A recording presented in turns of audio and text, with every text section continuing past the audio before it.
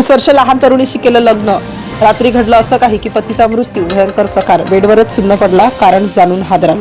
शहरभरात खळबळ उडवणारी ही घटना एका लग्नाने सुरू झालेली एका रात्रीच मृत्यूवर येऊन थांबली. उत्तर प्रदेशातील झाशी शहरातील ही घटना आहे. शांत दिसणाऱ्या परिसरात अचानक पोलिसांची गाडी आली, लोकांची गर्दी जमली आणि एकच चर्चेला उधाण आलं. एक व्यक्ती अचानक मृत अवस्थेत सापडल्याची बातमी पसरताच परिसरात खळबळ उडाली. मृत व्यक्तीचं नाव होतं सुनील, वय वर्ष 53. 2 मजली घरात एकटे राहणारे, शांत स्वभावाचे आणि स्वतःच्या दुनियेत जगणारे. शेजाऱ्यांना ते फार बोलके नव्हते, पण कुणाशी वादही नव्हता. सर्व काही सामान्य दिसत होतं. पण सुनील यांच्या आयुष्यात एक मोठा बदल झाला होता. काही महिन्यांपूर्वी त्यांनी पुन्हा लग्न केलं होतं, तेही स्वतःपेक्षा तब्बल 31 वर्षांनी लहान असलेल्या तरुणीशी. या लग्नाची चर्चा परिसरात आधीपासूनच सुरू होती. 32 वर्षांची ज्योती घटस्फोटीत, 7 वर्षाची मुलगी. आयुष्य पुन्हा नव्याने सुरू करण्याचा तिचा निर्णय होता. सुनील आणि ज्योतीची भेट झाली आणि दोघांनी लग्न करण्याचा निर्णय घेतला. वयातील मोठं अंतर पाहून सुरुवातीला ज्योती थोडी साशंक होती, पण सुनील यांनी तिची आणि तिच्या मुलीची जबाबदारी घेण्याचं आश्वासन दिलं. शेवटी ज्योतीने होकार दिला आणि दोघांचं लग्न पार पडलं. लग्नानंतर सुरुवातीचे काही दिवस शांततेत गेले. दोघंही एकत्र राहत होते. शेजाऱ्यांना सगळं सुरळीत चाललं असल्याचं दिसत होतं, पण आतून काहीतरी बिनसलं होतं.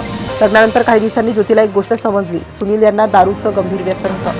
सुरुवातीला तिने दुर्लक्ष केलं, पण हळूहळू हा विषय घरातील वादाचं कारण बनू लागला. दररोज रात्री उशिरा घरी येणं, दारू पिऊन गोंधळ करणं, मग शांत बसणं, हे सगळं वारंवार घडू लागलं. ज्योती अस्वस्थ बनू लागली. घरातील वातावरण तणावपूर्ण बनलं. एका रात्री सुनील घरी आलेच नाही. ज्योतीने रात्रभर वाट पाहिली, फोनही लागला नाही. सकाळी ते घरी आले तेव्हा वातावरण तणावपूर्ण झालं. त्यावरून दोघांमध्ये जोरदार वाद चालू झाला. आवाज इतका वाढला की शेजाऱ्यांनाही ऐकू येऊ लागलं. रागाच्या भरात ज्योतीने घरातील दारूच्या बाटल्या उचलल्या आणि सिंकमध्ये ओतून टाकल्या. हा प्रसंग सुनील यांना सहन झाला नाही.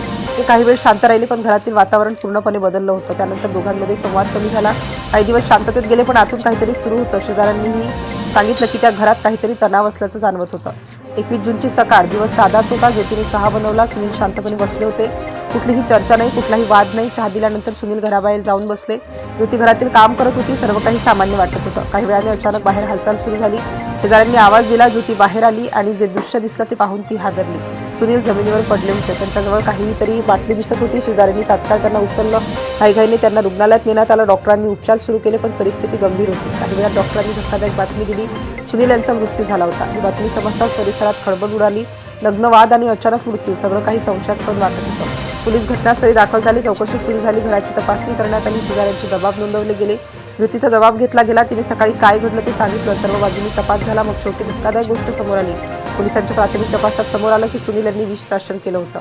वैवाहिक वाद आणि मानसिक तणावामुळे त्यांनी आत्महत्येचा मार्ग स्वीकारल्याची शक्यता पोलिसांनी व्यक्त केली. तरीही पोलीस या प्रकरणाचा सखोल तपास करीत आहेत.